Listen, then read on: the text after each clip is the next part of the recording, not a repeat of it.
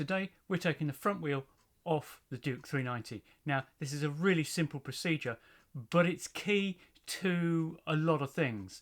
Front brake maintenance, changing the front disc, changing and checking the headstock bearings, changing the fork legs and wheel bearing, checking and maintenance and so forth. So it's a simple thing to do, but the biggest problem is always getting the front wheel off the ground. Now, this is what we want to achieve. I'm using an ABBA stand, but this is what you want in the end, is to have the front wheel off the ground. Now, I should say, normally want to start with the front wheel on the ground so you can break the fasteners free. But just for illustration purposes, I've got it up here. So now I've got full access here. I can check my headstock bearings for play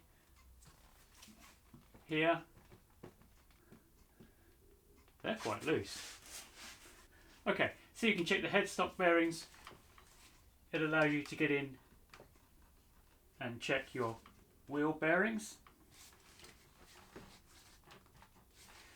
It allows you to take the wheel out, take the disc off. This is a stable result. This bike is not going anywhere. It's not going to fall over on me. And that's really important when you're doing this, is finding a way of getting up there. Now, you're going to have to find your own solution.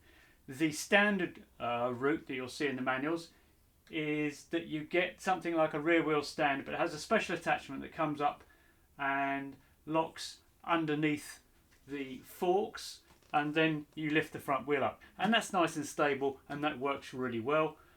You can put a jack under the engine, preferably removing this first, and jack it up. But in all these methods, you need to make sure it's stable. You need to have some way of tying it down so the bike's not going to fall over and damage itself and you if it falls on you. So that's the biggest thing. So let's start with the first step, which is getting the wheel off. To get this off, what we've got is we have a nut in here. Yours will be visible if you don't have these stunt pegs, which you probably won't.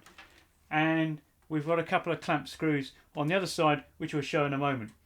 Typically, when I do this, I will take the brake off because it just makes it easier to get things back together and make sure everything's centralised. And it's really easy to do. Basically, you just take these two bolts out, you wiggle it, you pull it off. The first thing we need to remove is to take the ABS speed sensor out to avoid it being damaged whilst we're moving the wheel in and out. To do that, we've first got to take this mudguard piece here off because the sensor lives behind it. You can do it without removing the sensor, but it's really not recommended. I will often, typically, if I'm doing this sort of thing, actually remove the entire mudguard. It's really easy to do. You take off these two screws, that screw, the same on the other side, and you could wiggle it out. But you can actually now get under here to remove the speed sensor. I'm going to remove this just so you can see what's going on.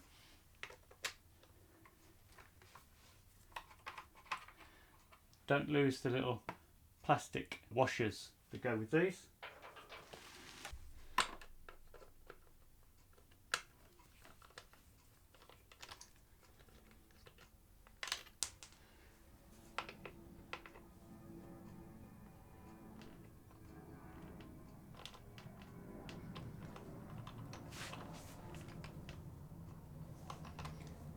This one's rounded out.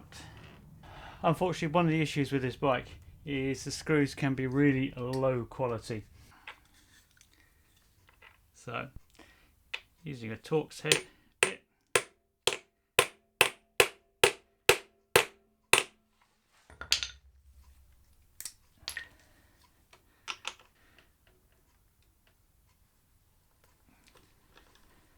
So, one screw for replacement.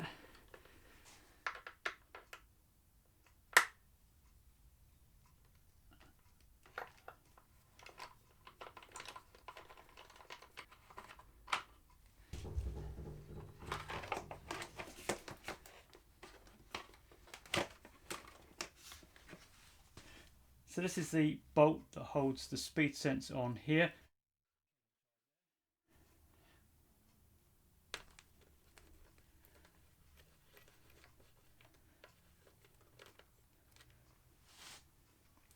and the speed sensor will just pull out, and once it's out of the way it's quite safe. So this is what we don't want to damage as we move the wheel in and out.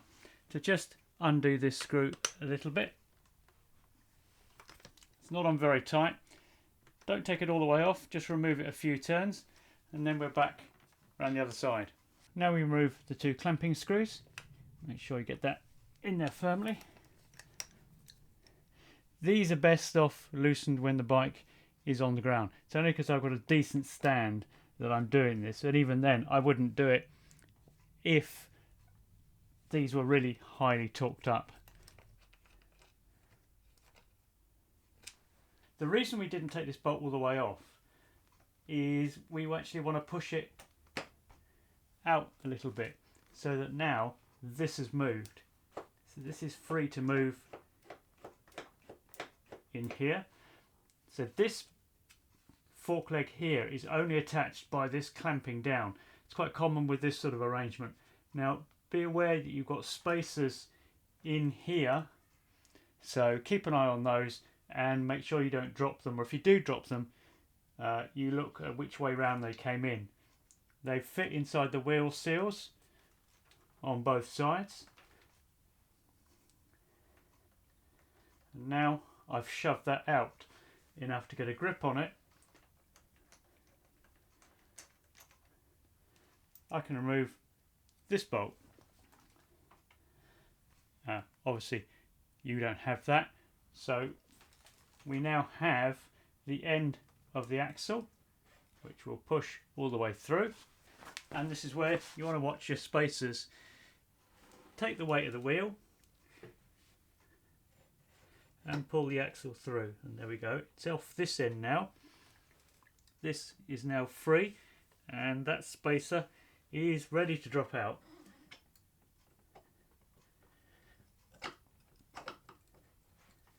Keep the weight of the wheel and wiggle, and there, lost that spacer. Now this is why I prefer to take the brake disc off. I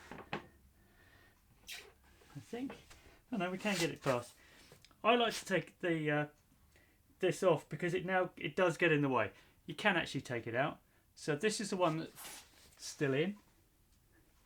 This is the one that fell out. Now don't put it back in until you've cleaned it. And one of our jobs to do now is to actually clean this up and inspect the seal here and feel the bearing. Is it nice and smooth, or is it grotchy and rough? So I'll put these down on either side. So again, check the plastic seal here for damage and then feel the wheel bearing. Should be silky smooth when you put your finger in and twist it round. If that's graunchy, rough, or you can hear it, you need to change it. And that's it. That's all there is to pulling the wheel off the 390.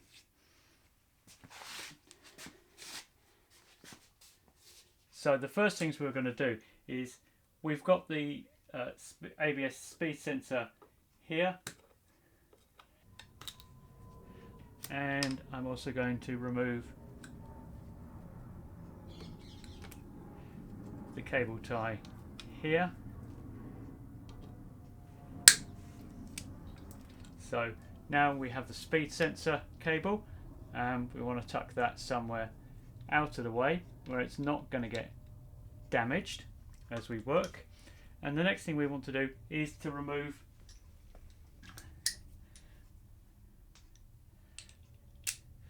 the actual front brake unit. Now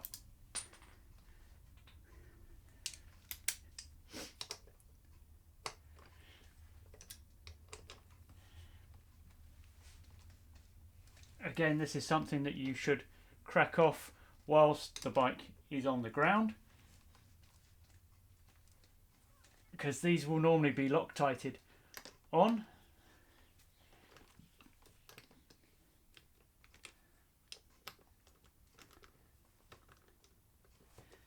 which also means you'll have to clean the threads up before you put them back in, because you want to get all the old Loctite off the threads. Use a wire brush for that. But as you can see, it does tend to drag the threads a bit, which makes it a little bit harder to get out. So now we can remove the bolts and don't lose your spacer.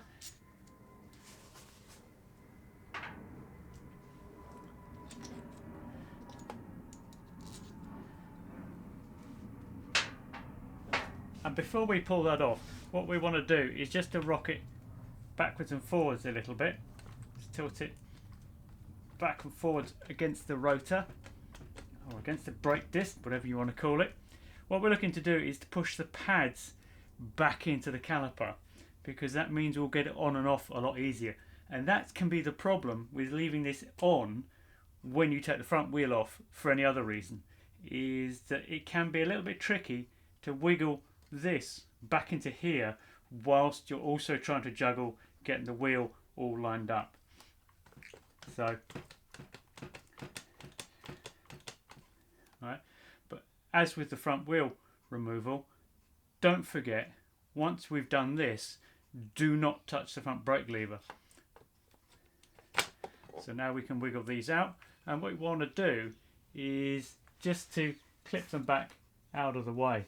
This is a really light caliper, it's not really going to hurt it, it's not going to damage the cable really by hanging it. I like to use something like that, just hooked over the handlebars or somewhere convenient, so that this can sit with no strain on the cable and without any risk of this falling off. So now we can pull the wheel out, put it in, make sure that you've done all the checks you need to do, depending on where you are in the build. If you've had the fork legs out, make sure they're all done. Maybe you've only had one out. Make sure everything's clean, there's no damage to fork legs. Stanchions are all good, everything's good, wheel bearings are good, so everything is ready to go. I find it useful now to just clean off any grease that I might have. Make sure these are the right way round, because it's not impossible, and I won't say I've never done it, because I have, particularly on the other side. This side's pretty easy because of the brake, but this one, it's not so obvious that it's the wrong way around until you try and put the mudguard back on. So get those the right way round, and then we lift this into place and we push the axle in. So lift this carefully into place, get those spacers lined up, get this square on, and then take the axle, slide it into this spacer, push it through, and make sure not to push the other spacer out. Slide it in, line it up with there, and then push it all the way through. And it's as easy as that to get that in. But it's not the end of the story. Let's just put this back here to stop that accidentally falling back out. Okay, so reassemble. Remembering we haven't touched the brake lever, so we can now put this back on. The pads should be far enough out because we pushed them out before. It's a bit of a wiggle to actually get this caliper onto this quite large disc.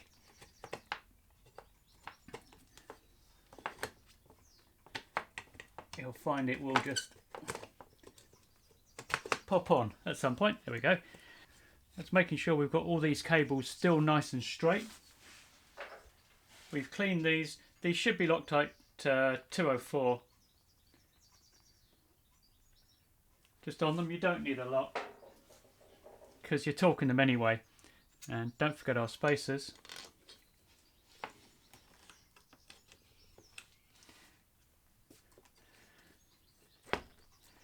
And we've got movement backwards and forwards in the wheel, so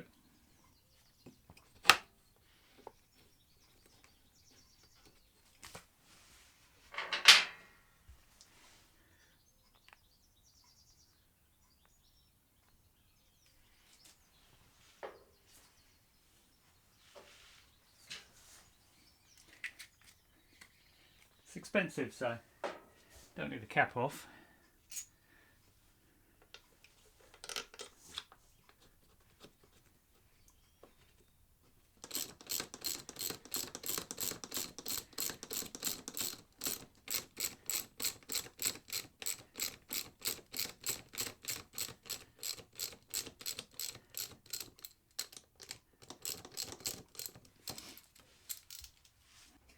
At this point, we do actually want to centralise that all up. So now we do grab the brake lever and we pump it a few times until they come back out and are now tight against there.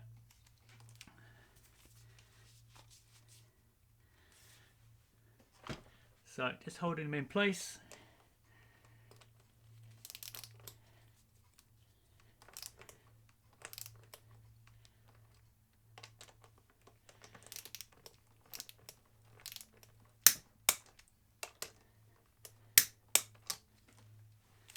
And these are at 30, so I'm just going to sneak my way up to it.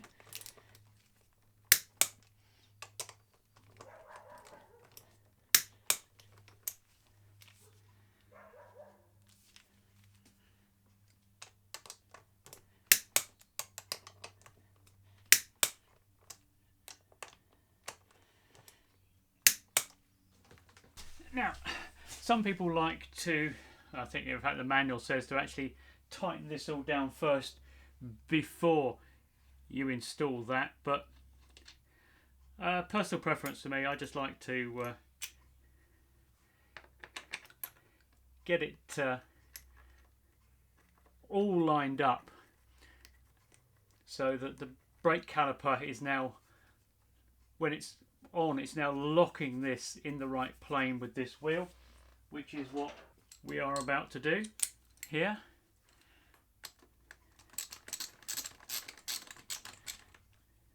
Slightly different for me than it is for you because I've got these stump pegs on here.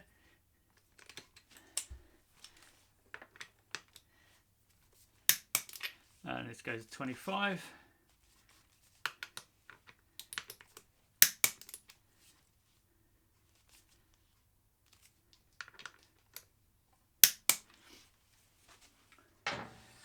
So what we've got now is we've got the axle very much locked in place in line on this wheel.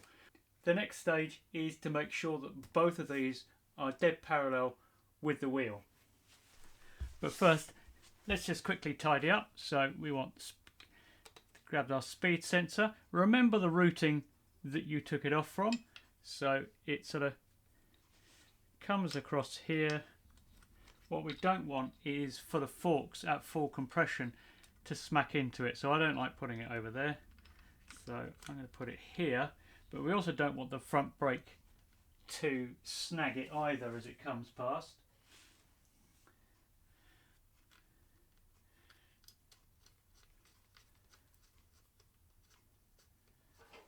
So I'm just going to spin that back in. These little ones have a torque value, but honestly, it's not a lot. Have a look, make sure that this ring is not bent, because it can happen when you take the wheel off. And just watch and make sure that gap is consistent, because if that ring is bent or that sensor's in the wrong place, your ABS won't work. So your final touch is to just get your wire for your ABS safely tucked away. Don't want it too tight, but we don't want it too loose either. And finally we can slide the mudguard back in. So place it. Now I've got to replace one of the bolts on here, so I'm going to have only one on the other side.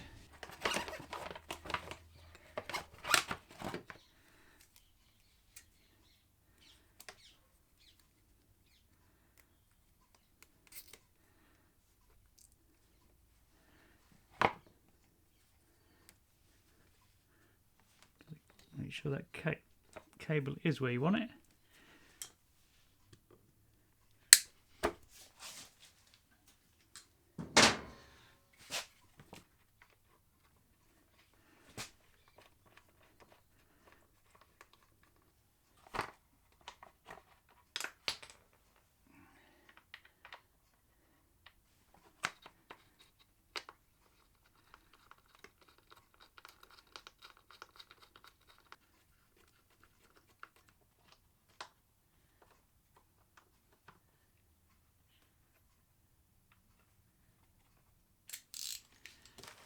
and just snug up.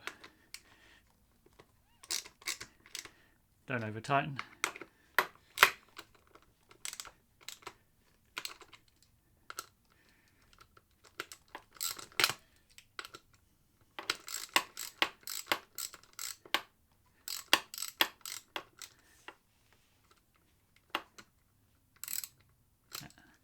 That's my dodgy screw I need to replace.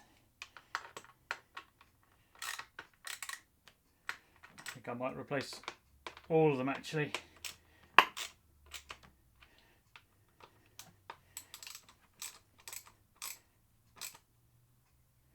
Not happy with any of them. Right, so we're really basically rebuilt. We need to finish clamping in the front wheel and we're done.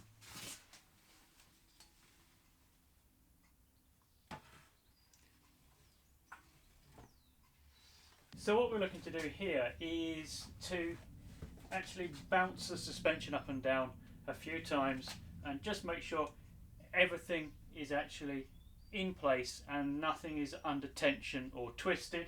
Apply the front brake.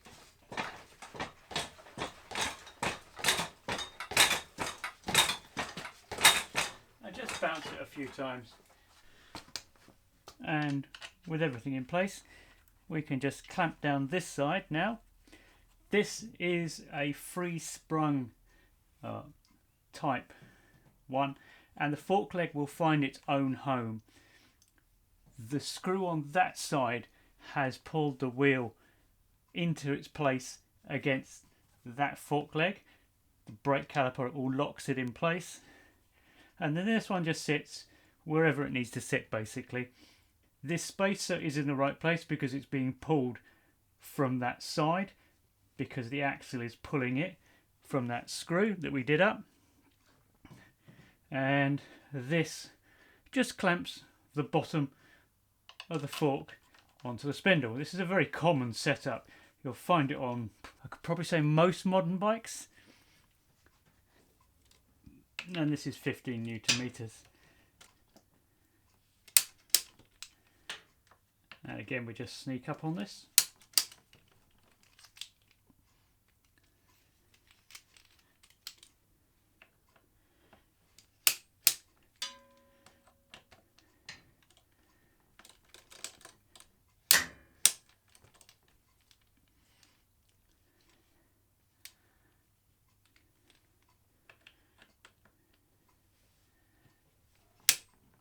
$15 Newton meters really isn't a lot.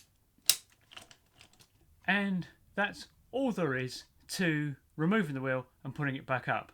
Safety first is what I would say. It's a simple enough job, but it's really safety first. When you've got that front wheel off the ground, the bike is very unstable, especially if you're working on it.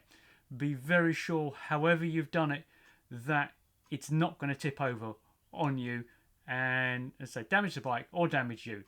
Either one to be avoided. So make sure you're safe.